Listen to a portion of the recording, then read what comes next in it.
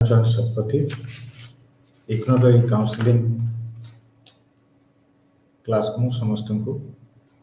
ନିମନ୍ତ୍ରଣ କରୁଛି ବା ଆଜିର ଏଇ କାଉନସିଲିଂ କ୍ଲାସ୍ରେ ଆମେ ପ୍ରଥମତଃ ଏ ଯେଉଁ ଭଲ୍ୟୁମ୍ ବାୟୋଲୋଜିକାଲ ଆନ୍ଥ୍ରୋପୋଲୋଜି ବା ଜୈବ ମାନବିଜ୍ଞାନର ଯେଉଁ ଭଲ୍ୟୁମ୍ ଅଛି ସେଥିର ବ୍ଲକ୍ 2ର यूनिट 6 एंड 7 जहाँ मानव इवोल्यूशन एंड वेरिएशन पर आधारित बा मानव विवर्तन विविधता संपर्क में आलोचना करिया। प्रथम मो यूनिट 6 और यूनिट 7 रो जो मूल तत्व अच्छी ता संपर्क में सामान्य सूचना देवा चाहिए। प्रत्येक यूनिट 6 रे आमे विवर्तन विभिन्न तत्व मान सब आलोचना करिबा। सेथिरे लामार्किज्म, नियो लामार्किज्म बा नूतन Lamarckism, Darwinism, mutation theory, modern synthetic theory संबंध रे विशेष भाव में आलोचना करिबा। तो ये आलोचना रो आमे कोन सिखिबा जे कांसेप्ट ऑफ ऑर्गेनिक इवोल्यूशन जैव विवर्तन रो जो अवधारणा मान अछि ता संपर्क रे सम्यक सूचना पाइबा। सेकेंड है द्वितीयतः कंप्लेंट पैटर्न ऑफ इवोल्यूशन जो थे कि ये जो ऑर्गेनिक इवोल्यूशन जैव विवर्तन स्वरूप संबंध में भी आलोचना करवा जानिबा। तृतीयतः विभिन्न जो तत्व मान अच्छी सिद्धांत मान जो जैव विवर्तन को लेकिन से संपर्क में मध्य आलोचना करवा। प्रथम जो ये जो जैव विवर्तन बा विवर्तन क्या कह जाए साधारणतः आम विवर्तन कहले या बुझू जे परिवर्तन बा चेंज यार मुख्य सूत्रधर बा प्रथम हर्बर्ट स्पेंसर 1870 ये टर्म को प्रांजल भाव बुझे जैव विवर्तन जदि साधारण भाव में आम जब बुझा चाहिए ताहले गोटे सरल रु जटिल क्रम विकास विवर्तन बोली कह जाए। साधारणतः जैव समष्टिर सरल रु जटिल क्रम विकास को आम विवर्तन बोली कही था। या अनेक उद्विकास बोली मध्य कही थांती। विवर्तन माध्यम यह पृथ्वी पृष्ठ देखा विभिन्न जैव समावेशर सरल जटिल अवस्थार विश्लेषण मुख्यतः बुझाई था। या द्वारा प्राणी और उद्भिद समभाव में देखा न जाए समय अनुसार से परिवर्तन घटी था। फलतः से पूर्वावस्था वंशोद्भव रही अनुमान करा जाए माने आम जिते गुड़े प्लांट बा एनिमल देखुचे तांकर एंसेस्टर्स ड्रू एमाने डिसेंडेंट होता है। से ऑर्गेनिक इवोल्यूशन बा जैव विवर्तन बा बायो इवोल्यूशन को डिसेंट विथ मॉडिफिकेशन बा continuity of life with constant modification. Descent means वंशोद्भव बा पूर्वावस्था कन्स्टांटली मॉडिफाई है गति करबा बा जीवन जो कंटिन्यूटी अच्छी कांस्टेंट मॉडिफिकेशन परिवर्तन है जो यात्रा ताकू बुझे था। तो या हमें कहबा जे ये जो विवर्तन किभली भाव परिचालित होता है आर साधारण एक्चुअली विवर्तन ये जो परिवर्तन 5टा सोपान अनेक अच्छी से भीतर मुख्यतः 5टी प्रकार थाए पैटर्न रो इवोल्यूशन होता है परिवर्तन होता है। Divergent evolution, convergent evolution, co evolution, parallel evolution, adaptive variation. So divergent means parent species रो बा प्रजाति रो दिभाग हो समय अनुसार दुभाग हवा डाइवर्जेंट इवोल्यूशन। दुईटी भिन्न भिन्न प्रजातिर प्राणी समान क्रम से जो परिवर्तन एका भली होता कन्वर्जेंट इवोल्यूशन कह जाए। सेमती पैरेलल इवोल्यूशन दुईटा भिन्न प्रागैतिहासिक समय उत्पत्ति आज पर्यंत भी से ही गति कर parallel evolution कहवा co-evolution gene culture co-evolution माने उभय ह्यूमन पैरासाइट co-evolution so से भली भी गोटे पैटर्न आम पाइपर एडाप्टिव रेडिएशन परिवेश को नेकी गोटे मूल प्रजाति तार परिवर्तन है भिन्न भिन्न प्रजाति जो सृष्टि हुए सेटा को आम एडाप्टिव रेडिएशन कहवा तो जेते गुडी आम भितर तत्वमान अच्छी से भितर मुख्यतः एक्चुअली आम लामार्क पद्धत Jean Baptiste de Pierre Lamarck होचंदी जने फ्रांस रो जीव प्राणीविद जे कि 1809 मसीह रे तांकर सिद्धांत इनहेरिटेंस ऑफ एक्वायर कैरेक्टर को से प्रदान करथिले किंतु आ पूर्व मुझे साम्यक सूचना देदेवा चाहिए आपण जे 1800 शताब्दी पूर्वावस्था विवर्तन बा जो परिवर्तन को लेकर विभिन्न तथ्यमान बा जो उपस्थापना करा जाइथिला ता जुक्तियुक्त बा साइंटिफिक नथिला बोली कह जाई पारे प्रमाण भित्तिक नथिला किंतु Jean Baptiste Pierre Antoine de Lamarck जे फ्रांस रो नेचुरलिस्ट सी तांको पुस्तक जेतोले 1809 मसीह रे फिलोसॉफिक जूलॉजी रे इनहेरिटेंस ऑफ एक्वायर कैरेक्टर को जेतोले सी ताको प्रकाश करुचंती से समय रे ये आमे कहि परिबा जे साइंटिफिक इवोल्यूशनिज्म स्टडी रो गोटे मूल दुआ पकैथिले बोली किछि अत्युक्त होबनी जदि आ विषय जदि आमे टिके आलोचना करिबा जे पूर्व भी आमे अनेक थर जेतेबेले विवर्तन रो तत्व विषय आलोचना करिजे प्रथम था मूलतः लामार्क विषय ही आलोचना करियो पड़ी था कहीं ना तांकर जो बेसिक प्रिमाइसेस थिला जो आइडिया थिला बा विचार थिला से सब जिनस गुड़ाक अति सरल एंड अति सुंदर भाव से ताको उपस्थापन करथिले तांकर किछि एज्यूम्पशन थिला से एज्यूम्पशन आधार ए सब से जिराफ को नेकी गोटे प्रमाण उपस्थापन करथिले प्रथम से कहिथिले जे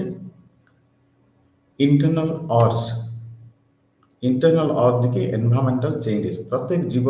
बा प्राणी रो गोटे भीतर गोटे स्वतंत्र गोटे ऑर्स थाए एवं परिवेश प्रभाव द्वारा सी कौन हुए तार अंग प्रत्यंग को एदर उपयोग करे बा अनुपयोग करे बा use and disuse of organs तार परिणाम स्वरूप जो कैरेक्टर बा जो लक्षण मान से उपार्जित करे एक्वायर करे ताहा से इनहेरिट करबा उत्तराधिकार करे इनहेरिटेंस ऑफ एक्वायर करे बहुत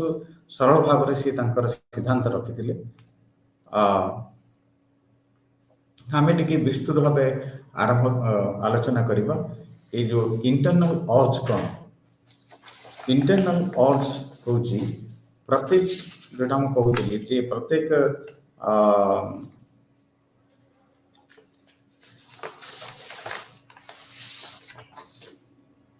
प्राणी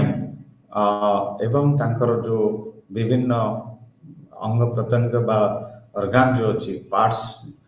साधारणतः increase in size continuously due to force of life जीवन रो गोटे सो अंतर जो शक्ति सब बेले गोटे प्रेरणा दे थाए तांको बढ़िबा पय सो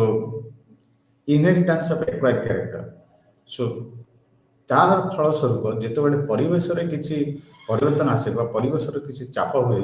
से that leads to development of new adaptive character in organisms नुआ नुआ सी चेष्टा करे बा किसी लक्षण जोटा तार नथिबो सेटा अति विकसित हुए बा उपार्जन करे से किसी लक्षण मध्य से जोटा व्यवहार न करे से कैरेक्टर धीरे धीरे जाए ता खसिबा लागे बा ता डिमिनिश ता नॉन फंक्शनल हवा को लगे new needs as a reaction to the environment नुआ कैरेक्टर বা ଲକ୍ଷଣମାନ ଯେତେବେଳେ ଆସେ ସେଇଟା ନୂଆ ଆବଶ୍ୟକତାକୁ ନେଇକି ଆସେ। ଆଉ ଲେମାର୍କଙ୍କର ବିଶ୍ୱାସ ଥିଲା ଯେ ଏଥିରେ ପରିବେଶର ଗୋଟେ ଭୂମିକା ଅତି ଉଚ୍ଚତର ବା ଅତି ଗୁରୁତ୍ୱପୂର୍ଣ୍ଣ ଭୂମିକା ପରିବେଶ ନିଏ। ଆଉ ସବୁ ଲିଭିଂ ଅର୍ଗାନିଜମ ତାଙ୍କର ଇଣ୍ଟରନାଲ ଆଣ୍ଡ ଏକ୍ସଟର୍ନାଲ ଅର୍ଗାନର ଯେଉଁ ବିକାଶ ବା ବୃଦ୍ଧି ଏହି ଦ୍ୱାରା ହିଁ ପରିଚାଳିତ ହୋଇଥାଏ। ସେଥିପାଇଁ ପରବର୍ତ୍ତୀ ସମୟରେ ସିଏ ତାଙ୍କର ଆଉ ଗୋଟେ proposal use and disuse of organs ବା ସିଏ କହିଲେ ଯେଉଁ ଅର୍ଗାନ ଯାହା କନଷ୍ଟାଣ୍ଟଲି ବା ସବୁବେଳେ ବ୍ୟବହାର ହେଲା ତାର ଏଫିସିଏନ୍ସି ବା ତାର ସାଇଜ୍ ତାର ଓଭରଅଲ୍ ଡେଭଲପମେଣ୍ଟ ବିକାଶ ଘଟିଲା, ଯେଉଁଟା ଇନ୍ କଣ୍ଟ୍ରାରି ବ୍ୟବହାର ହେଲା ନାହିଁ ସେ ଅର୍ଗାନର ତାହା କ୍ଷୁର୍ଣ୍ଣ ହେଲା, ସୋ ଡିସ୍ୟୁଜ୍। ସୋ ଇଏ ସୁନ୍ଦର ଭାବେ ଲାମାର୍କ ତାଙ୍କର ଏଇ ତଥ୍ୟକୁ ବୁଝିବା ପାଇଁ ବିଭିନ୍ନ ଏକ୍ଜାମ୍ପଲ୍ସ ମାନେ ଦେଇଥିଲେ। ସେଥିରେ ସିଏ କହିଥିଲେ ଯେ ବେବ୍ଡ ଟୋସ୍ ଫିଟ୍ସ ଇନ୍ ଏକ୍ୱାଟିକ୍ ବାର୍ଡସ୍, ଜଳରେ ବିଚରଣ କରୁଥିବା ବିଭିନ୍ନ ପକ୍ଷୀମାନଙ୍କର ଲାଇକ୍ ଦି ଡକ୍ସ, ବତକ ଜାତୀୟ ଯେଉଁମାନେ ପାଣିରେ ପହଁରନ୍ତି ସେମାନଙ୍କର ଟୋଜ୍ ଗୁଡ଼ାକ ବେବ୍ଡ, ଯେଉଁଟାକି ପକ୍ଷୀମାନଙ୍କ ସାଧାରଣତଃ ନଥାଏ। ଏଣ୍ଡ ସେଇଟା ହେଇଛି ଯେଉଁଟାକି ଟେରିଷ୍ଟ୍ରିଆଲ ଭୂମିରେ ବା ଲ୍ୟାଣ୍ଡ ଯେଉଁମାନେ ଚଳପ୍ରଚଳ କରନ୍ତି ପକ୍ଷୀମାନେ ତାଙ୍କର ପ୍ରାୟ ନଥାଏ। ସିମିଲାରଲି ସେ ଆଉ ଗୋଟେ ଦୃଷ୍ଟାନ୍ତ ଦେଇଥିଲେ ଇଭୋଲ୍ୟୁସନ୍ ଅଫ୍ ଫ୍ଲାଇଟଲେସ୍ ବାର୍ଡ, ଯେଉଁ ପକ୍ଷୀମାନେ ଉଡ଼ି ପାରନ୍ତି। ସାଧାରଣତଃ ନ୍ୟୁଜିଲାଣ୍ଡରେ ଆମେ କିୱି ଗୋଟେ ପ୍ରଜାତିର ପକ୍ଷୀ ପାଇଥାଉ ଯାହାର କି ଫିଦର ନାହିଁ, ଫିଦର ୱିଙ୍ଗ ନଥାଏ। ସିମିଲାରଲି ବାଇସେପ୍ ମସଲ୍ସ, ଆମର ହାତର ଯେଉଁ ମାଂସପେଶୀ ଅଛି ଯେଉଁ ଅଛି ବ୍ଲାକ୍ ସ୍ମିଥ ମାନଙ୍କର, ସେମାନଙ୍କର ଆକ୍ଚୁଆଲି ହେଭି ହାମାରିଂ ଦ୍ୱାରା ହେଇଥାଏ। ସୋ ସିମିଲାରଲି ଯେଉଁଟା ୟୁଜ୍ ହୁଏ ସେ ଏମିତି ଅନେକ ଉଦାହରଣ ଦେଇଥିଲେ। ଆଉ ତାଙ୍କର ସବୁଠୁ ବଳିଷ୍ଠ ଉଦାହରଣ ହେଉଛି ଯେ ଜିରାଫର ଯେଉଁ ବେକର ଯେଉଁ ଲମ୍ବ ଧୀରେ ଧୀରେ କ୍ରମଶଃ କେମିତି ବିକଶିତ ହେଇଛି। ଜିରାଫଟା ତାଙ୍କର ମତାମତ ଅନୁସାରେ ପ୍ରଥମରେ ଗୋଟିଏ ଘୋଡ଼ା ଜାତିର ପଶୁ ଥିଲା। ଖାଦ୍ୟର ଯେଉଁ ସଂଘର୍ଷକୁ ନେଇକି ସେ ଧୀରେ ଧୀରେ ଛୋଟ ଘାସରୁ ବଡ଼ ଘାସ ଖାଇବା ଆରମ୍ଭ କରିଲା। ତାପରେ ତାର ଯେଉଁ ଷ୍ଟ୍ରେଚ୍, ତାର ଲମ୍ବ, ଆଗ ଗୋଡ଼ ଦୁଇଟି ଆଉ ବେକଟି ଲମ୍ବା ହେଇ ପରବର୍ତ୍ତୀ ସମୟରେ ଗଲା। ସୋ କିନ୍ତୁ ଲେମାର୍କଙ୍କର ଏଇ ଯେଉଁ ତଥ୍ୟ 1809 ମସିହାରୁ ଦୀର୍ଘ ବର୍ଷ ଧରି ଯେଉଁ ୟୁରୋପର ଇଣ୍ଟେଲେକ୍ଚୁଆଲ୍ସ ଥିଲେ ସେମାନଙ୍କୁ ବାଧ୍ୟ କରିଥିଲା ଆଉ ସେ ବିବର୍ତ୍ତନ ସମ୍ବନ୍ଧରେ କିଛି ଏ ଯେଉଁ ବୈଜ୍ଞାନିକ ପଦ୍ଧତିରେ ଏଭିଡେନ୍ସ ବେସ୍ଡ ଯେଉଁଟା ଲାମାର୍କ ତାଙ୍କର ଉପସ୍ଥାପନ କରିଥିଲେ ତା ବିଷୟରେ ଆହୁରି ଅନେକ କିଛି ଜାଣିବା ପାଇଁ। ପରିଣାମ ସ୍ୱରୂପ ତାଙ୍କର କିଛି କ୍ରିଟିକ୍ ବି ଥିଲେ। ସେ ଭିତରେ ଜଣେ କ୍ରିଟିକ୍ ଥିଲେ, ତାଙ୍କ ନାଁ ଥିଲା ଅଗଷ୍ଟ ୱାଇଜମ୍ୟାନ୍। ଏଣ୍ଡ ସିଏ ଗୋଟେ ଏକ୍ସପେରିମେଣ୍ଟ କରିଥିଲେ ଯେଉଁଥିରେ କି ସିଏ ଗୋଟେ ମୂଷାର ଲାଞ୍ଜକୁ ପ୍ରାୟ 80 ଥର କାଟି ଚାଲିଥିଲେ। କାଟିଲା ପରେ ସେ ଗୋଟେ ପିଢ଼ି ସମସ୍ତଙ୍କର ସେ ପ୍ୟାରେଣ୍ଟସର ଲାଞ୍ଜ କାଟିଲେ, ପୁଣି ଛୁଆର ବି କାଟିଲେ, ତାର କାଟି 80 ପିଢ଼ି ଦେଖିଲେ ଗୋଟିଏ ବି ସିଏ ମୂଷା ଜନ୍ମ ହେଇନଥିଲା ଯେଉଁଥିରେ ବି ତାର ବିନା ଲାଞ୍ଜରେ। ସେମିତି ହିନ୍ଦୁ ସଂସ୍କୃତିରେ ମହିଳାମାନେ ସାଧାରଣତଃ କାନକୁ କଣା କରିଥାନ୍ତି, ମଦର କରିଥାଏ, ତାର ଝିଅ ବି କରିଥାଏ, ତାର ଝିଅ ବି କରିଥାଏ। ସୋ ଏମିତି ଅନେକ ଦୃଷ୍ଟାନ୍ତ ଅଛି ଯେଉଁଠାରେ ଆମେ କେବେ ବି ଲକ୍ଷଣ ପାଉନୁ। ସୋ ସିଏ ୱାଇଜମ୍ୟାନ୍ ପରବର୍ତ୍ତୀ ସମୟରେ ସୋ ଲାମାର୍କକୁ ସିଏ କ୍ରିଟିସାଇଜ୍ କରିଥିଲେ। ଆଉ ତାପରେ ସିଏ ଗୋଟେ ନୂଆ ପସ୍ଟୁଲେସନ୍ ଦେଇଥିଲେ ଯେ ସେ ଜର୍ମାନର ଜଣେ ଜୈବବିତ୍ ଆଉ ଜର୍ମ ପ୍ଲାଜମ ଥିଓରି, ସେଇଟା ପରବର୍ତ୍ତୀ ସମୟରେ ଆମେ ସୋମାଟିକ୍ ଇନହେରିଟାନ୍ସ, ଜର୍ମ ପ୍ଲାଜମ ଇନହେରିଟାନ୍ସର ଉତ୍ତରାଧିକାରୀ ଯେତେବେଳେ କଥା କହୁ, କୋଉଠି ପରିବର୍ତ୍ତନ ହେଲେ ଆମେ କିଭଳି ସେଇଟା ପରବର୍ତ୍ତୀ ପିଢ଼ିକୁ ଯାଏ ସେ ସମ୍ପର୍କରେ ସାଧାରଣତଃ ୱାଇଜମ୍ୟାନ୍ଙ୍କର ଥାଏ। ସୋ ୱାଇଜମ୍ୟାନ୍ ହେଉଛନ୍ତି ଲାମାର୍କଙ୍କର ଗୋଟେ ଷ୍ଟ୍ରଙ୍ଗ କ୍ରିଟିକ୍। କିନ୍ତୁ ପରବର୍ତ୍ତୀ ସମୟରେ ଦେଖାଗଲା ଲାମାର୍କ ଯେଉଁ ତଥ୍ୟ ଯେଉଁ ସୁରାଗ ଆରମ୍ଭ କଲେ ବିବର୍ତ୍ତନବାଦର, ତାକୁ ନେଇକି ପରବର୍ତ୍ତୀ ସମୟରେ ଅନେକ ଦେଖିଲେ ଯେ ଲାମାର୍କ ଯାହା ପ୍ରଦତ୍ତ କରିଛନ୍ତି ସେଇଟା ହାରାହାରି ଅନେକ ସମୟରେ କାମ ବି କରେ। ଆଉ ସେ ଭିତରେ କୋବ୍, ସ୍ପେନ୍ସର, ପେକାର୍ଡ, କ୍ୟାମରର, ଓକେ, ସେମାନେ କ'ଣ କଲେ ନା ଲାମାର୍କଙ୍କର ଯେଉଁ ତତ୍ତ୍ୱ ତାକୁ ଟିକେ ମୋଡିଫାଇ କରି ତାକୁ ନୂଆ ଭାବରେ ଗ୍ରହଣ କରିବା ଆରମ୍ଭ କଲେ। ତାକୁ କୁହାଯାଏ ନିଓ ଲାମାର୍କିଜମ। ଆଉ ତାର ମୂଳ ମନ୍ତ୍ର ହେଲା ଯେ ଏଡାପ୍ଟେସନ ଟୁ ଏନଭାୟରମେଣ୍ଟ। ସୋ ପରିବେଶକୁ ଅନୁକୂଳନ କରିବା ହେଉଛି ଦି ପ୍ରାଇମେରୀ ପ୍ରୋଡକ୍ଟ ଅଫ ଏନଭାୟରମେଣ୍ଟ। ଆମେ ସରଳ ଭାଷାରେ ବୁଝିବାକୁ ଗଲେ ବିବର୍ତ୍ତନର ମୂଳ ମନ୍ତ୍ର ହେଉଛି ପରିବେଶ ଅନୁଯାୟୀ ପରିବର୍ତ୍ତନ। ସେ ପରିବର୍ତ୍ତନ କୋଉ ଭଳି? ପରମାନେଣ୍ଟ ଚେଞ୍ଜ, ଯୋଉ adaptation. So neo Lamarckism considered that adaptation are universal. So ସେଇଟା ଯେତେ ଜୀବ ଜଗତରେ ଆମେ ଯେତେ ପ୍ରାଣୀ ଦେଖୁଛେ ସେ ବୃକ୍ଷଲତାଠୁ ଆରମ୍ଭ କରି ଜୀବଜନ୍ତୁ ପର୍ଯ୍ୟନ୍ତ ସମସ୍ତଙ୍କର ଗୋଟିଏ ହିଁ ଥାଏ ଯେ ପରିବର୍ତ୍ତନ ହେବା କେମିତି? Through ଆଡାପ୍ଟେସନ। Organism acquire the new character due to their adaptation to the change environment condition that affect the somatic cells. ଏଇଟା ଆଉ ଗୋଟେ ଥିଲା ଯେ ଆମର ବଡିରେ ଦୁଇ ପ୍ରକାର କୋଷ ଥାଏ। ଗୋଟେ ହେଉଛି ଜର୍ମିନାଲ ବା ରିପ୍ରଡକ୍ଟିଭ ସେଲ୍ସ, ଆଉ ଗୋଟେ ହେଉଛି ସୋମାଟିକ ବା ବଡି ସେଲ୍ସ। ସୋ ନିଓଲାମାର୍କିଜମ ମାନଙ୍କର ବିଶ୍ୱାସ ଯେ ଯୋଉ ନ୍ୟୁ ଷ୍ଟ୍ରକ୍ଚର, ଯୋଉ ନୂଆ ଏଡାପ୍ଟେସନ ଟୁ ପରିବର୍ତ୍ତନ ପରିବେଶକୁ ନେଇକି ଯୋଉ ଆସେ ସେଇଟା ସୋମାଟିକ ସେଲକୁ ଏଫେକ୍ଟ କରେ। ସୋ ସେ ଅନୁସାରେ ସେମାନେ ଇନହେରିଟାନ୍ସ ଅଫ ଏକ୍ୱାର୍ଡ କ୍ୟାରେକ୍ଟରକୁ ଉପସ୍ଥାପନ କରିବା ପାଇଁ ଗୋଟେ ପ୍ରଚେଷ୍ଟା କରିଥିଲେ। ସେମିତି ଆଉ ଜଣେ ବ୍ରିଟିଶ ନ୍ୟାଚୁରାଲିଷ୍ଟ, ଓକେ, ଯିଏକି ଯାହାର ନାଁ ଯେତେବେଳେ ଆମେ ଇଭଲ୍ୟୁସନ କଥା କହିଥାଉ ସଦାବେଳେ ତାଙ୍କର ନାଁ ଆସିଥାଏ। ସେ ହେଉଛନ୍ତି ଚାର୍ଲସ ରବର୍ଟ ଡାରୱିନ। ସୋ ତାଙ୍କର ପ୍ରଦତ୍ତ ତତ୍ତ୍ୱକୁ ଡାରୱିନିଜମ ନାମରେ ଜଣାଶୁଣା ଅଟେ। ଆଉ ସିଏ 1869 ମସିହାରେ ତାଙ୍କର ବହୁତ ପ୍ରସିଦ୍ଧିତ ପୁସ୍ତକ origin of species Bai means of natural selection, ପ୍ରାକୃତିକ ନିର୍ବାଚନ ବା ଚୟନ କହିଲେ ବି ହବ, କେମିତି ନୂତନ ପ୍ରଜାତିର ସୃଷ୍ଟି ସେ କହିଥିଲେ ତାର କାରଣ ହେଉଛି ପ୍ରାକୃତିକ ନିର୍ବାଚନ ମାଧ୍ୟମରେ ହୁଏ। ସେ ଜଣେ ଉଚ୍ଚକୋଟୀର ଦାର୍ଶନିକ ଥିଲେ। ଆଉ ସିଏ ବ୍ରିଟିଶ ସରକାରଙ୍କ ଦ୍ୱାରା HMS ବେଗେଲରେ 5 ବର୍ଷ ଗୋଟିଏ ଜଳଯାତ୍ରାରେ ସେ ଯାଇଥିଲେ ଏବଂ ସିଏ ଯେତେ ପ୍ରକାର ଫ୍ଲୋରା ଆଣ୍ଡ ଫୋନା ଯେଉଁ ଛୋଟ ଛୋଟ ଦ୍ୱୀପପୁଞ୍ଜ ଅଛି ଗାଲାପାଗୋସ ଆଇଲ୍ୟାଣ୍ଡ, ସେଇଠି ସେ ତାଙ୍କୁ ଅବଜର୍ଭ କରିଥିଲେ, ଯାହାକି ସମ୍ପୂର୍ଣ୍ଣ ଭିନ୍ନ ଥିଲା ଲାମାର୍କଙ୍କଠୁ। ତାଙ୍କର ଯେଉଁ ଡାରୱିନଙ୍କର ଅବଜରଭେସନ ସମ୍ପୂର୍ଣ୍ଣ ଭିନ୍ନ ଥିଲା।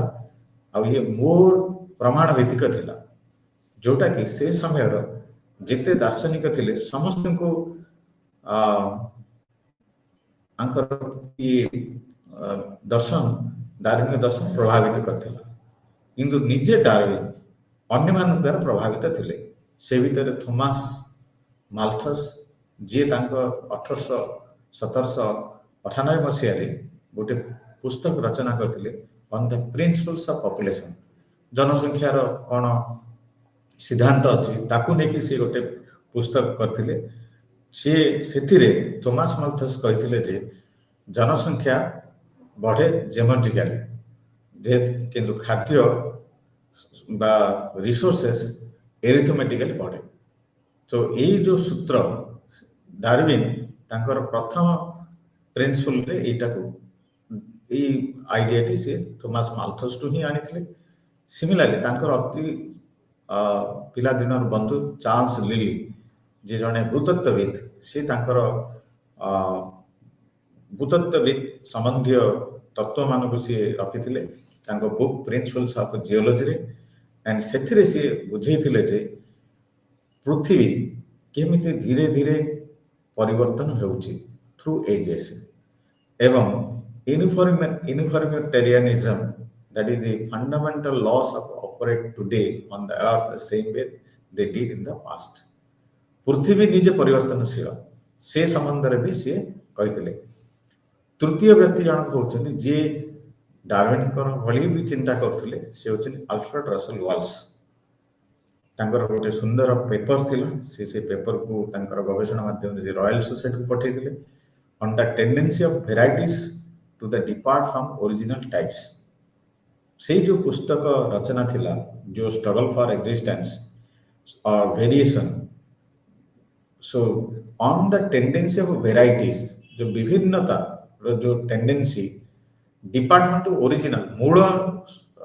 ठारू केमती सेटा भिन्न थिला से संबंध रे। सो जेतले हमें चार्ल्स रॉबर्ट डार्विन को कथा कहि थाउ सी भी से समय रो जो विद्वान मान थिले तांको द्वारा प्रभावित थिले एवं तांकर जो ऑब्जर्वेशन थिला विभिन्न द्वीपपुंज मान भितर तांकर एक्सपेडिशन रे सेथिरु सी गोटे अति सुंदर रचना करथिले ऑन ओरिजिन ऑफ स्पेसीज प्रजातिर उत्पत्ति संबंध रे। सेटा लिनियन सोसाइटी 1898 मसिया सी उपस्थापन करथिले एवं बही आकार सी 1859 मसिया पब्लिश करथिले। आमे वर्तमान देखिबा डार्विन कर मूल तत्व सब कोन थिला बा सिद्धांत से कोन देथिले। चा सिद्धांत रे प्रथम थिला over production, prodigality of over production, द्वितीयटी थिला वेरिएशन, तृतीयटी थिला स्ट्रगल फॉर एक्जिस्टेंस, चतुर्थटी थिला नेचुरल सिलेक्शन। सो जेतले हमें कहूचे ओवर प्रोडक्शन बा प्रोडिगालिटी ऑफ ओवर प्रोडक्शन प्राणी जगत रे असंजत भाव रे बहु संख्यक संतान जन्म लाभ करिबा देखा जाए। स्वल्प संख्यक संतान जन्म होतो प्राणी मध्य अनेक क्षेत्र में अधिक संख्यक संतान जन्म देई थाए, किंतु सबु जन्मित संतान बंची पारती नहीं। सुतरां समय अनुसार प्राणी जगत रे प्रत्येक जातिर प्राणी मध्य रे एक निर्दिष्ट संख्यक प्राणी केवल बंची रही देखा जाए। अधिक संख्यक शिशु जन्म लाभ कले मध्य सेमान अधिकांश मृत्यु हो जाए थाए। यार अर्थ होची जदि जेतिके जन्म हे समस्त जदि बंचीबे जोटा कि असंभव, सब जेतिकी जन्म हुअन्ति ताकू कम ही बंची थांती। सो जेमेट्रिक रेशियो रे पॉपुलेशन ग्रो करे। पेरेंट्स दुई तांकर दुईटी संतान से माने पुणी 4, सो एमती बढ़ी बढ़ी 2 रु 4 4 रु 8 एमती बढ़िबो, किंतु से तुलन रे आम भितरे सेतिकी रिसोर्सेस नाही। The population of each species remain more or less constant। पृथ्वी रे जदि हमें देखिबा उणा अधिके प्राय समस्त संख्या जदि मिसेबा पृथ्वी रो जो होल्डिंग कैपेसिटी अछि धारण करबा शक्ति अछि सी समहाउ सेम रहे। यदि मनुष्य मान संख्या बढ़िला अन्य जीव जंतु मान संख्या कमुची, यदि प्राणी मान संख्या बढ़िबो उद्भिद मान कमिबो, काहेना खाद्य आ अदर्स रिसोर्सेस जो जिनछडा बंचे पई दरकार सेटा रिमेन कांस्टेंट। सो डार्विन कर ये जो प्रथम पॉस्पुलेशन थिला ओवर प्रोडक्शन और प्रोडिगालिटी ऑफ एनोरमस फर्टिलिटी सी तांको बंधु थॉमस माल्थस को एटाटू पाइथिले। से समय रो सी जनसंख्याविद भाव प्रतिष्ठित। सो डार्विन सेति में से कहिथिले variation is the characteristic of all organisms. So variations बा परिवर्तन बा विविधता होची काइना अनवरत समस्त खाद्य बा रिसोर्स पाई सबले संघर्ष करिवे। सेति में उणाधिक समस्त भितर within the species between the species प्रजाति मानक भितर प्रजाति भितर मध्ये पार्थक्य देखा जाए। सेटा ही होची प्रत्येक जीव जंतु बा जैविक पदार्थर लक्षण आ सेटा गोटे हार्मफुल भी पारे बा गोटे यूजफुल भी हे पारे। सो से वेरिएशन ही होची द रॉ मटेरियल इवोल्यूशन। यदि परिवर्तन आमे जदि किछि कहिबा जोटा कि ताले सेटा हम कहबा जे साधारणतः से वेरिएशन ही द मूल सूत्र जोटा कि raw material of organic evolution. सेमि स्ट्रगल फॉर एक्जिस्टेंस जेतला हम कहूचे जेहेतु आम पाखरे संख्या आमे जेमेट्रिक जन्म बा प्रोडक्शन हुए जेमेट्रिक रेशियो रे, किंतु से अनुसार अनुपात आम पाखरे खाद्य शस्य बा रिसोर्स नाही सेते सबले गोटे बंधु अनहरत गोटे कंपटीशन हेइ थाए। सो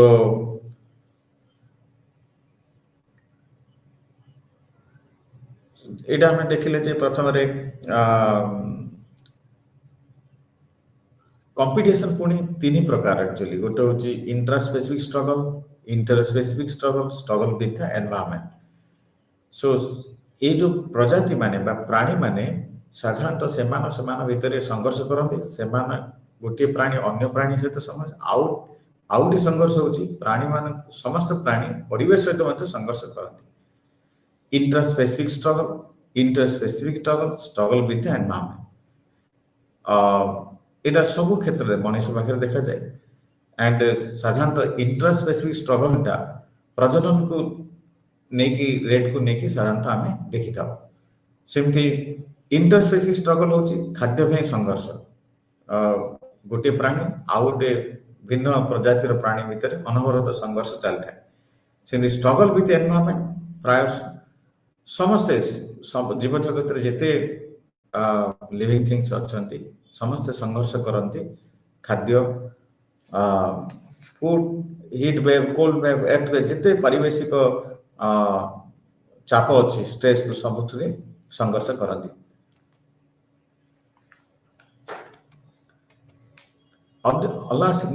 ତୃତୀୟ ସିଦ୍ଧାନ୍ତ ହେଲା natural selection or survival of the fittest ବା ପ୍ରାକୃତିକ ଚୟନ ବା ଯିଏ the most fittest will be बंचिबार जार अधिकार था okay so the organism with beneficial variation means good variation will survive जोटा unfavorable variation harmful variation will eliminate so ये भली भाव में प्राकृतिक निर्वाचन हुए and जीए से निर्वाचित होला सी हला फिटेस्ट जी हेलानी से unfittest eliminated हो दिस ए आइडिया प्रथम रे हर्बर्ट स्पेंसर देथिले जे कि ऑर्गेनिक इवोल्यूशन रा कांसेप्ट देथिले एवं ताकर से survival of the fittest concept मध्य से प्रदान करथिले variation which are useful to individual in a particular environment would increase that individual's ability to reproduce and leave the fertile offsprings so प्रजनन क्षमता बा जो प्रजनन जो ऑफस्प्रिंग्स जो छुआ आसबे से माने भी से अनुसार दक्षता हासिल करेंगे तार योग्य पितामाता मानकर योग्य संतान संतति से माने परवर्ती समय संख्या बढ़ जो माने अयोग्य जो माने डिसएडवांटेजेस से संख्या धीरे धीरे धीरे कमी कमी जीव सो एटा केमिति हमें जानिबा एटा जानिबा थ्रू जो प्रजनन जो पार्थक्य बा प्रभेद रहिबो पीढ़ी पर पीढ़ी को जेतला हम देखिबा सेटा को नेके हम reproductive differential that exist among the organisms so differential reproductive success of various form is the only that is the you can say main aspects of natural selection over a period of time देखिए certain criteria बा लक्षण यदि थिबो से अनुसार से मानो reproductive success बढ़िबो जदि नथिबो से माने फ्यूचर जनरेशन टू से माने they can not fight they can not continue they will be gradually extinct एई बडी माध्यरे से तांकर सिद्धांत प्रदान करथिले ओरिजिन ऑफ स्पेसीज जो तथ्य से रखिथिले बा जो तत्व से आनिथिले प्रथम रे से तांकर कॉज एंड इफेक्ट अनुसार से सिद्धांत को अति सुंदर भाव से उपस्थापन करते प्रथम से कहते over production of animals leads to struggle for existence animals survive with favourable variation are better adapted to the environment जो अत्यधिक जन्म होता एनिमल होता एनिमल मान भर सब गोटे संघर्ष नित्यांति थाए संगता सहित जड़ित होता है जी बंचिला सी फिटेस्ट है एंड जी फिटेस्ट है सी अन्य मानू भिन्न है modified than the parental generation ये भलिया जो मॉडिफिकेशन पीढ़ी पर पीढ़ी जो रहे ताकू आमे साधारणतः that give rise to the more survival chance that leads to variation and new species originated by gradual accumulation of very favorable variation in a number of generations. अति सुंदर भाव डार्विन भी भावुले से समय जे जो रेशियल चेंज जो प्रजातिर जो परिवर्तन मानस मार्ग देखा विभिन्न प्रजातिर जो भिन्न भिन्न देखा जाए सेटा होची फ्लक्चुएटिंग वेरिएशन जो वेरिएशन रे जो फ्लक्चुएशन अच्छी से को नहीं करा जाए आउ डार्विन भी विश्वास करते जे इवोल्यूशन होची गोटे ग्रेजुअल प्रक्रिया माने धीरे धीरे स्टेप बाय स्टेप जीवा प्रक्रिया सडन बायोलॉजिकल संगे संगे किसी परिवर्तन हुए ये बहु हजार वर्ष लगे गोटे परिवर्तन आसवाई नेवर एंडिंग प्रोसेस एटा गोटे स्पॉन्टेनियस प्रोसेस ओके एंड ये जो इवोल्यूशन बा परिवर्तन पाई मुख्य कारक होची प्राकृतिक निर्वाचन बा प्राकृतिक चयन सो यही सिद्धांत से पुस्तक कहते origin of species bye means of natural selection से अति सुंदर भाव गोटे उदाहरण आम साधारणतः पाई था वेस्टर्न बैटलेरिया जे क्लासिक एग्जांपल जे इंडस्ट्रियलाइजेशन पूर्व यूरोप रे जोटा कि से कोभली थिला ए मथ गुड़ाक प्रजापति माने केमती भेरिएंट आफ्टर इंडस्ट्रियलाइजेशन केमती आसे अति सुंदर भाव आम पीपीटी माध्यम भी देखि पाउछे या अति सुंदर नेचुरल सिलेक्शन हिसाब से निया variation how it is come आउ गोटे सिद्धांत है थॉमस हॉक डी फेरिस जितेबाला 1809 मसीह लामार्क जेबी लामार्क 1859 मसीह चार्ल्स रॉबर्ट डार्विन एवं परवर्ती समय Weismann the greatest critic of 1890 मसीह वाइजमैन तापर जॉन ब्लाजन थ्योरी 1900 मसीह आउ गोटे सिद्धांत आसला जहाँ आम कहू दैट इज डी वेरिस को तत्व दैट इज जेहेतु डार्विन को प्रकृति को निर्वाचन को केंद्र करी प्राकृतिक बहु मतभेद देखागला यार समाधान पाई डी वेरिस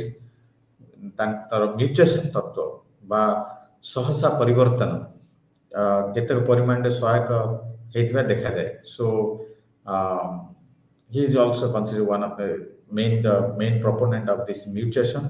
डी वेरिस मुख्यतः 1848 रु 1935 पर्यंत जीवित थिले तांकर मत अनुसार विवर्तन शारीरिक विभेद जोगु होई न थाए यह मुख्यतः जनन कोशर क्रमिक परिवर्तन जोगु होइथाए ओ यह को अन्य भाषा रे म्यूटेशन बा सहसा परिवर्तन कुआ जाए सो सी कहले जे genetic modification the modification at gene level जोटा होता है ताको हमें म्यूटेशन कहा so mutations are called the spontaneous alternation of genes leading to change in organism and this in turn gives rise to new species the new species originates suddenly and without any visible preparation से संपूर्ण भिन्न मतामत देथिले आ एथिरे संगठित होइतबा परिवर्तन गुडी को सूक्ष्म नगण्य हेले मध्य मुख्य लक्षण विशेष प्रभावशाली होगा संगे संगे उत्तराधिक क्रम देखा जाए जेनेटिक मॉडिफिकेशन गुड़ाक साधारणतः अति सूक्ष्म लेवल होता है किंतु परवर्ती समय ये उत्तराधिक क्रम प्रभाव विस्तार करि थाए सो ए संख्यार भी बहुत गुड़ी आलोचना है आम जाना एक्चुअली से समय ही मेंडल्स प्रदत्त जो मीन्स इनहेरिटेंस लॉ आविष्कार होता सो the mutationists were of the opinion that most of the hereditary variable were discontinuous in nature and could be explained by laws of Mendel. So और भी मेंडल को नियम भी जो वंशानुक्रमिक जो हमारा कैरेक्टर जो ट्रांसमिशन हुए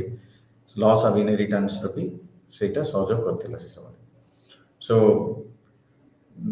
म्यूटेशन को गोटे बलिष्ठ मीन्स परिवर्तन लक्षण हिसाब से डी वेरिस उपस्थापन करते अनेक समय देखा कार्ल पियर्सन जी की परिसंख्यानविद सी भी डार्विन को व्यू को आर्ग्यू को सपोर्ट करते एंड सी कहते जे माने से भीतर ये जो विद्वान मान भीतर दुई भाग ये कहीं ये जो प्राकृतिक निर्वाचन को लेकिन जोड़ा डार्विन को सिंथेसिस के जन तांका फेवर आस्ते के जन तांकर क्रिटिक भी हेतिले so criticism to Darwinism. So why natural selection, natural rejection, better to call. So he could not explain also change. परिवर्तन केमती हुए तार मेकानिज्म से बुझे पार नथले से समय. So Carl Pearson किंतु दृढ़ोक्ति कहिथिले जे मेजर कॉज ऑफ इवोल्यूशन विवर्तन मुख्य कारण होचे प्राकृतिक निर्वाचन. And सिमिलरली परवर्ती समय रे 1908 मसीह रे मैथमेटिकल मॉडल हार्डी आउ वीरेनबर्ग तांकर गोटे जेनेटिक इक्विलिब्रियम कथा कहिथिले जोटा कि पॉपुलेशन जनसंख्या अनुवांशिक विज्ञान हिसाब रे परवर्ती समय रे आविर्भाव होइतिला. एंड से समय रे अनेक scientist Theodore Dobzhansky, R A Fisher, Sewall Wright, जेविस हाल्डेन एमाने सब जीन एंड जीन फ्रीक्वेंसी को नेकी उच्चतर गवेषणा आरंभ करथिले जे विवर्तन केमती घटे जीव जगत रे. सो तार परिणाम स्वरूप आम पाखे तृतीय सिद्धांत जोटा एकविंश शताब्दी रे भी अति बहुल मात्रा प्रचलित ताहला synthetic theory, modern synthetic theory जोटा आम कहू आधुनिक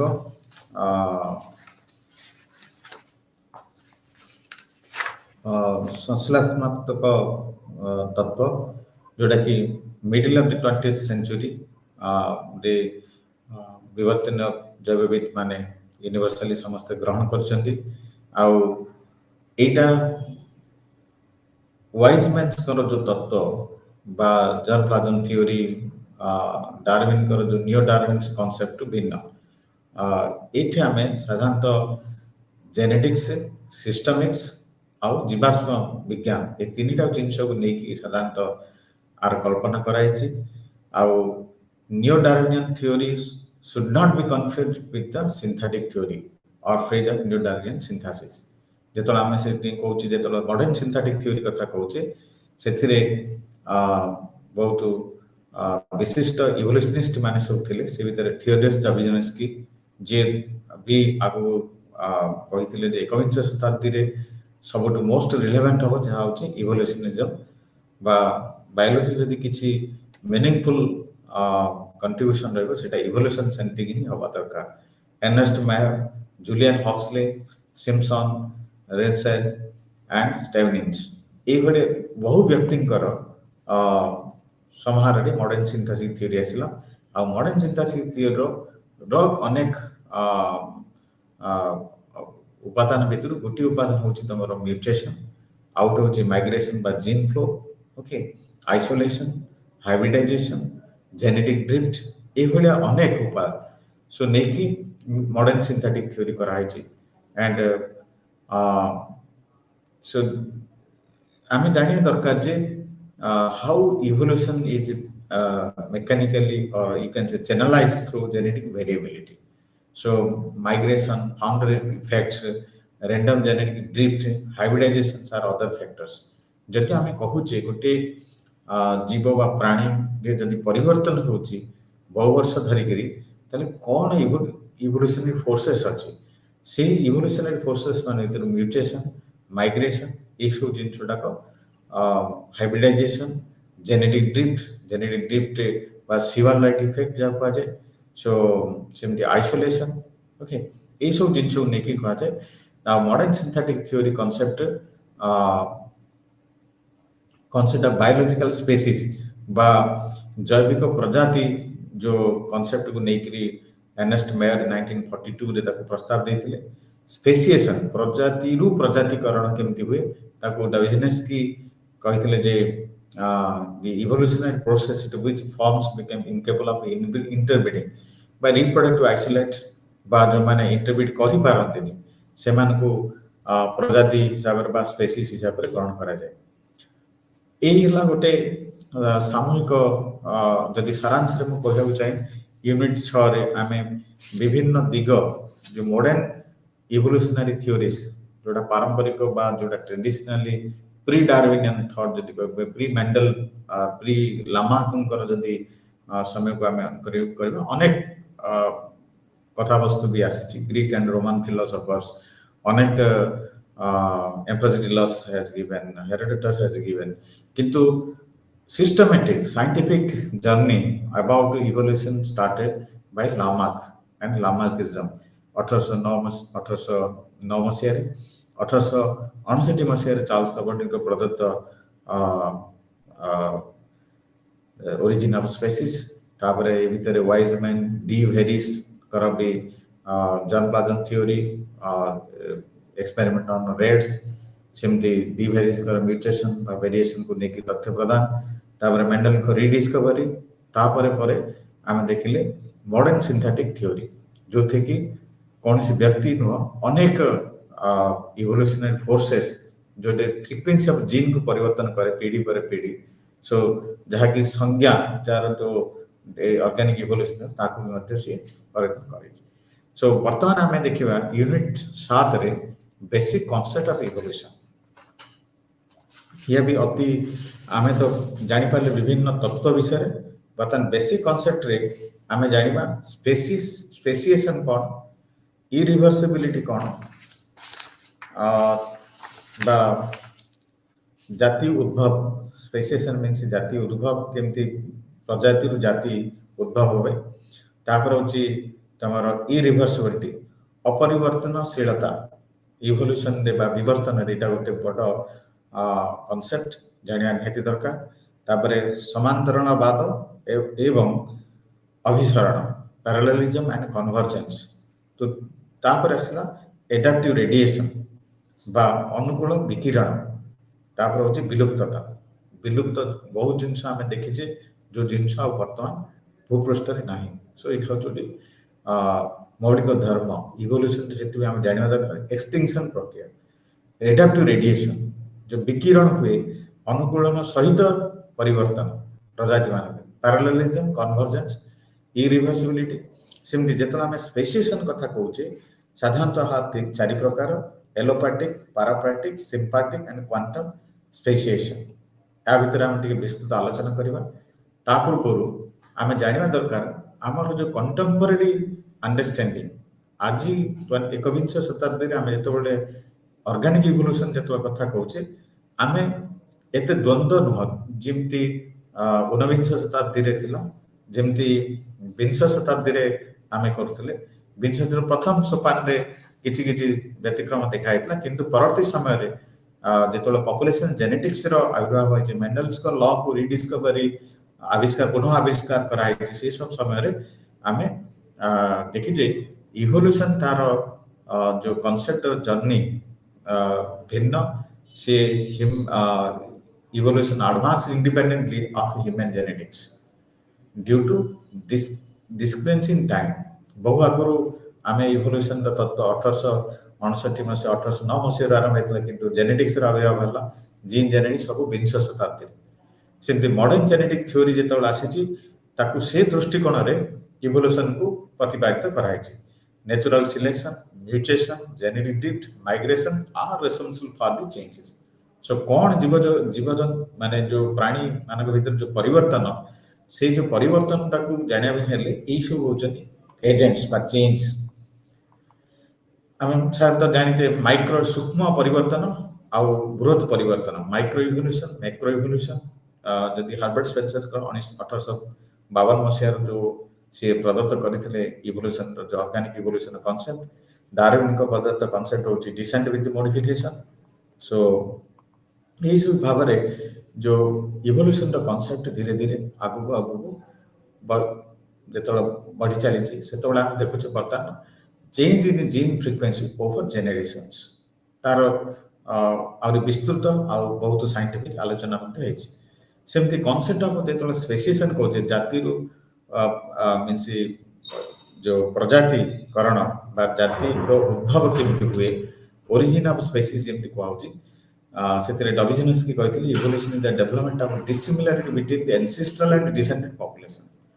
ସୋ ପୂର୍ବପୁରୁଷ ଆଉ ବର୍ତ୍ତମାନର ଆଗ ପିଢ଼ି ଭିତରେ ଯେଉଁ ଡିସିମିଲାରିଟି ଆମେ ଦେଖୁଛୁ ସେଇଟାକୁ ଇଭଲ୍ୟୁସନ୍ ବୋଲି କୁହାହବ ସୋ ସେ ଭିତରେ ବି ବାଦ ବିବାଦ ବି ଥିଲା କ୍ରିଏସନିଜମ୍ ଭର୍ସେସ୍ ଇଭଲ୍ୟୁସନିଜମ୍ କିନ୍ତୁ ଏକବିଂଶ ଶତାବ୍ଦୀରେ ସେସବୁ ଜିନିଷ ନାହିଁ ସିମିଲାରଲି ସ୍ପେସିଏସନ୍ କଥା କହୁଛେ ସ୍ପେସିଏସନ୍ ଇଜ୍ ଦ ସ୍ପ୍ଲିଟିଂ ଅଫ୍ ଲିନେଜେସ୍ ଯେଉଁ ଲାଇନ୍ସ ଅଛି ଯେଉଁ ବଂଶ ଅଛି ତାକୁ ଭାଗ ଭାଗ ହବା ତାକୁ କୁହାଯାଏ ସ୍ପେସିଏସନ୍ creation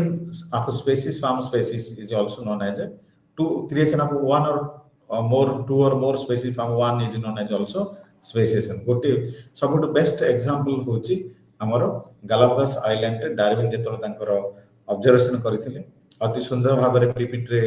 हमें वर्णित करछि जे एलोपेट्रिक पैरापेट्रिक पेरिपेट्रिक पैरापेट्रिक एंड सिंपेट्रिक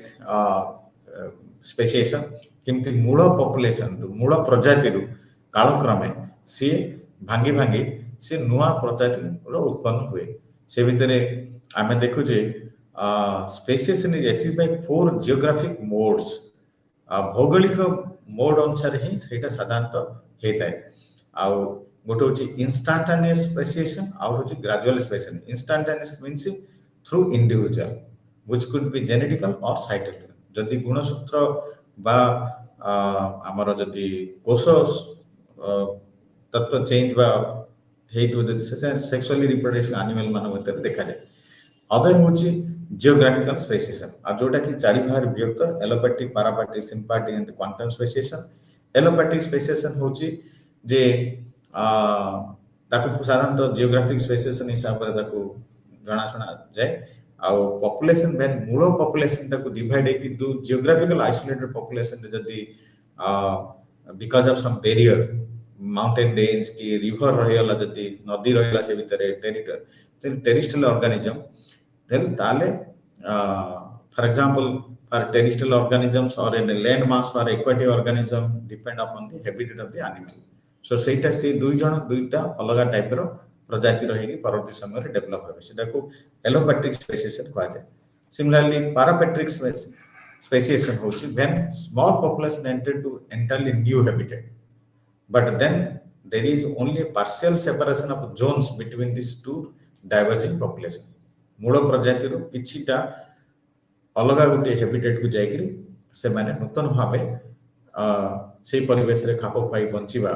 आउ से मूल टू टिके भिन्न बा सेटा होची पैरापेट्रिक स्पेसिएशन सिम्पेट्रिक स्पेसिएशन होची दुई बा ताडू अधिक स्पेसीज बा प्रजाति जेतळ गोटे मूल प्रजाति रो बा एंसेस्ट्रल प्रजाति रो सेम इकोलॉजिकल हैबिटेट रही अलग अलग यदि रहिबे ताहले कोन हबो then in different part of the population there will be a difference between genetic example hochi sympatric species among the invertebrates predominantly insect that become depend on diverse host plants in the same area रहते किंतु विभिन्न host plant मान भागरे रहते से insect गुडा को same हेबे से insect का अलग सेम इंसेक्ट किंतु भिन्न भिन्न प्लांट रो होस्ट रहती सो सिमिलरली क्वांटम स्पेसिएशन होची जे budding of new and very different daughter species from the semi isolated peripheral population of the ancestral species in a cross fertilization organism so quantum speciation is a shift only in few generation de kiछि shift हेता है genetic गोटे play करे जेतलो कोनसी प्राणी बा जीवर संख्या कमी कमी आसे तार प्रभाव बहुत क्षिप्र गति देखा जाए जदि सेटा संख्या अधिक थाए ताले सेठी आमे देखिबा जेनेटिक डिप रो जो मॉडल सिद्धांत अछि smaller the population greater the fluctuation in genes greater the population number you will find lesser the fluctuation एटा हम देखिबा सेटा क्वांटम स्पेसिएशन साधारणतः देखा जाए आउट आसिला जोटा कि another principle in evolution that is a basic concept that is irreversibility or Louis Dollo एटा को 1893 मसिया रे प्रिंसिपल ऑफ इरिवर्सिबिलिटी देथिले आ से कहितले जे जति गोटे organism unable to return even partial to previous stage already realized in the ranks of its ancestor जदि थरे इवोल्यूशन दे गोटे कैरेक्टर्स दे से गला आउ से ता फेर के आसीबनी सब बेस्ट एग्जांपल देले फ्लाइंग रेप्टाइल्स मेसोजोइक एरा रे जो गोल्डन एज ऑफ रेप्टाइल्स को कहा होचे Cenozoic Mesozoic era so you have a paleozoic mesozoic and cenozoic era जो हमर भू काल को जो क्लासिफिकेशन हेची गोटे समय थिला जोथरे केवल रेप्टाइल्स मानकर दबदबा बहुत थिला से भितरे अनेक जीवाश्म हमको मिली छी जोठी की देखिया को मिली छी जे अनेक प्राय विलुप्त से भितर गोटे विलुप्त होची फ्लाइंग रेप्टाइल्स सेटा को हम उदाहरण अनुसार नहीं परिबा and they become extinct wings and adaptation to airborne way of life according to other distinct birds and mammals तापर बर्ड्स अलग हेले मैमल्स अलग हे बाहर सिमिलरली पैरेललिज्म एंड कन्वर्जेंस जेतला हम कथा कहूचे these are also basic fundamental principle दीटा भिन्न भिन्न प्रजाति परवर्ती समय से माने से एका समय रे एका हैबिटेट रे अलग भाव रे से माने आज पर्यंत समयानुक्रमे गति करूचंती for example species colonize several new areas which are isolated from but eventually similar to each other so um, these are the adaptive feature in animal that are related when parallelism is typically limited to the development माने जो विकास घटे similar character को लेके हम देखबा दीटा प्राणी रो similar character similar origin किंतु से अलग अलग कन्वर्जेंस होची कोन ना similar development of because development of similarities in adaptive relationships or structures in two animal species major group that are not closely related ସେମାନେ ନିଜକୁ insect birds bats ଯେତେବେଳେ ଆମେ ଦେଖିବା ସମସ୍ତର କାମ ହେଉଛି ଉଡ଼ିବା କିନ୍ତୁ ସମ structurally not means they functionally same but structurally not same they are not belong to the same species they are different so similarly this is convergence evolution. Adaptive radiation is another important concept that we have to understand. Adaptive radiation means विकिरण हवा बा अनुकूलन विकिरण जोटा को हमें कहू ये जदि हमें देखिबा एटा हो गोटे प्रोसेस जो थ्री की organism diversify rapidly into multitude of new forms particularly when change in environment जेतलो environment परिवर्तन हुए सेम प्रजाति रो भिन्न भिन्न प्रजाति भिन्न भिन्न परिवेश को नेकी उत्पन्न होती किंतु आमे एथिरे कंफ्यूजन हवानी जे हमर common ancestor for example the first unicellular animal is ancestor to everyone of us invertebrate vertebrates and समस्त पय हमर से कॉमन एंसेस्टर किंतु से कथा एटे कोहानी एटे कोहाउची जे phenotype environment correlations trait utility rapid speciation ए सब गुडा कारण होची adaptive radiation रो मुख्य जिंस दृष्टांत स्वरूप आमे देखा डार्विनियन फिंचेस जो पक्षी से विभिन्न आइलैंड देखिथिले ए जो पक्षी गुडा कर परिवेश अभ्यास विभिन्न हैबिटेट ताकर जो थिला खाद्य पेय समस्त को नेकरी सेमान तो थंट सेमान व्यवहार सब भिन्न भिन्न थिला जदियो सेमाने गोटे मूल प्रजातिर एंसेस्ट्रल स्पेसीज होची सीड ईटिंग माने मंजी खाइबा तार प्रवृत्ति किंतु गोटे कि इनसेक्ट खाउची तार थंट अलग कलर रूप रंग भीतर अलग आइछि सिम जति हमें भूतात्विक समय बा कालचक्र जे देखिबा जियोलॉजिकल टाइम स्केल देखिबा हमें कहछि मेसोजोइक एरा जोटा को सरीसृप जातिर स्वर्णिम अध्याय बोली कहा जाए तार टेरिशियरी पीरियड रे तापर सिनोजोइक एरा आरंभ होईछि जोटा मामल मानकर स्वर्णिम बा स्तन्यपायी प्राणी मानकर स्वर्णिम अध्याय सृष्टि होईछि सेठे आमे देखु जो परिवेश थिला जोटा डायनासोरस मानको अति सुहाउतला डायनासोरस माने कालक्रमे विलुप्त हले तापर मामल्स आसिले तापर परवर्ती समय आज को 65 मिलियन इयर्स तळे हमर प्राइमेट बा स्तन्यपायी प्राणी एनिमल मानकर इवॉल्व हला आ सेठे विभिन्न प्रकार गोटे फेबितु प्रजाति थिले प्राइमेट सो प्रोसिमियंस माने प्री मंकी तापर एप्स तापर परवर्ती समय ह्यूमन्स रा आविर्भाव होईछि सो आमे इटा गोटे प्राइमेट रेडिएशन कहि परिबा the spread of arboreal primate the old one monkeys into trees of the tropical forest is an example of adaptive radiation परिवेश बहुत आज जदि आमे 65 मिलियन वर्ष तल को जदि जिबा ताहले आमे देखिबा जे हमर परिवेश द्रुतगति परिवर्तन हेछि आ से भितरे प्राइमेट जो स्तन्यपायी प्राणी मानकर अणमान ये जो मानकर बानर मनुष्यर जदि उत्पत्ति देखिबा यह गोटे अति सुंदर एग्जांपल हिसाब से नहीं परिबा आ गोटे कांसेप्ट हला extinction mass extinction pseudo extinction मध्ये कहा जाय पारे विलुप्त हवा ବିଲୁପ୍ତ ସହଜରେ ଆମେ ଜାଣିପାରିବା କିଛିଟା ଏଇଟା ଅଛି ଓଲି ମାମଥ ଡୋଡୋ ସୋ ଏମିତି ଅନେକ ପଶୁ ପକ୍ଷୀ ଆଉ ପ୍ରାୟ ଭୂପୃଷ୍ଠ ନାହାନ୍ତି ଯେଉଁମାନେ ଯେମିତି ଆଇସ୍ ଏଜ୍ରେ ଯେଉଁମାନେ ଦେଖାଉଥିଲେ ସେଇ ସମୟର ସେଇ ପରିବେଶରେ ଯେଉଁ ଜୀବଜନ୍ତୁ ବା ବୃକ୍ଷଲତା ବା ଫ୍ଲୋରାଫୋନା ଥିଲା ବର୍ତ୍ତମାନ କିଛି ନାହିଁ ସେଗୁଡ଼ାକ ପରିବର୍ତ୍ତନ ହେଇଯାଇଛନ୍ତି ବା ଅନେକ କିଛି କଣ୍ଟିନ୍ୟୁ ବି କରୁଛନ୍ତି so extinction is the disappearance of animal groups such as species from the evolutionary record due to death of last individual of the species so species रू ही स्पेसीस तैयार हुए सेटिंग स्पेसिएशन कुआजे सो एटा ही नियम एटा हमें गोटे दुर्घटना बोली कहबानी एटा ही इवोल्यूशन रो गोटे नियम गोटे स्पेसीस रो आविर्भाव आ गोटे स्पेसीस रो हबो से स्पेसीस कालक्रम एक्सटिंक्ट हबो से किछि परिवर्तन हबो सो डिसेंट विथ मॉडिफिकेशन जेतल कुआछि practically all animal and plant species that have lived on earth are now extinct and extinction appears to be the eventual destiny of all species hence when there are no existing individual to reproduce and carry to the next extinction then became inevitable यदि समस्त अनवरत जो inertia जो भीतर जो शक्ति प्रत्येक जीव जगत प्रत्येक प्राणी जे रिप्रोडक्शन करिक continuum of life continue constant modification सेटे हम ए जिंस पाइबा सेंति मास एक्सटिंक्शन कथा तो कहूचे जेमति हम डायनासोरस राउ हम कोनसी दृष्टांत वर्तमान मिलवा कष्ट केवल एविडेंसेस हम पाखे अछि जो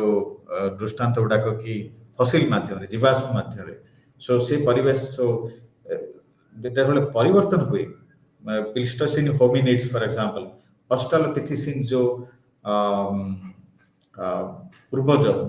आज जो मानव पूर्वज थे they are no more they become extinct Homo ता परवर्ती समय जेनस होमो होमो पर होमो इरेक्टस आछिसेंती होमो इरेक्टस पर होमो सैपियन्स आविर्भाव होइछि सेमती क्रिस्टासियस टेरिटरी एक्सटिंक्शन होछि non avian dinosaurs went extinct माने जो माने उड़ी पार नथियो डायनासोर विशालकाय तार केवल आमे जीवाश्म बा विभिन्न कंकाल पाइथो सेटा भी मध्य आमे देखुछु प्राय विलुप्त ए धरा पृष्ठरु सेमती होलोसिन पीरियड जोटा वेरी रिसेंट पीरियड भूकाल जेतल आमे देखुचे ता भितरे होलोसिन होची अति रिसेंट सेटे भी मास एक्सटिंक्शन कांगी घटुची आजिर रिसेंट मनुष्यर संख्या द्रुत गति बढ़ुची ता फल बहुत गुडी प्राणी बहुत गुडी वृक्षलता आमे देखुचे आमे राताराती आमर सुविधा पय आमर विस्तार पय आमे एक्चुअली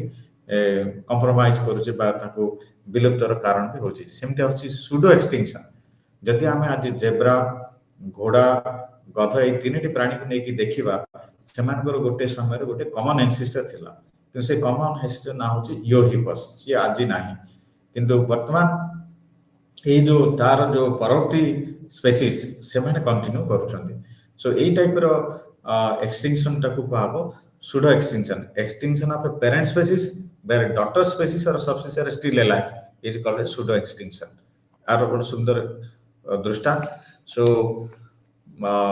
समय जदि कह गले आमे सारांश स्वरूप देखिबा जे ये जो इवोल्यूशन तो अनेक कांसेप्ट अछि जोटा मूल कांसेप्ट जोटा काजे हम आलोचना करले से भितर थिला स्पेसिएशन स्पेसीज रे एलोपैटिक पैरापैटिक सिम्पैटिक एंड क्वांटम स्पेसिएशन पेरिपैटिक स्पेसिएशन मध्ये अन्य गोटे कांसेप्ट अछि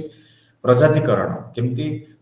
जाति प्रजातिकरण केमती हुए ता विषय आलोचना करले सेमती आमे आलोचना करले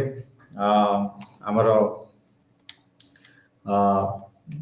इरिवर्सिबिलिटी इवोल्यूशन जे कोन डॉल्स लॉ ऑफ इरिवर्सिबिलिटी जोटा थरे विलुप्त हला से आपको पाइबा उथरे कष्ट flying reptiles are the best example सेमती पैरेललिज्म कन्वर्जेंस एडाप्टिव रेडिएशन एटा भी मतलब अनेक कांसेप्ट अछि ता सहित डार्विन एंड फिंचेस मध्ये गोटे कांसेप्ट सेमती सुडो एक्सटिंक्शन सो खरारी आम समस्त विषय आलोचना कले आपको धन्यवाद for your patience hearing thank you नमस्कार।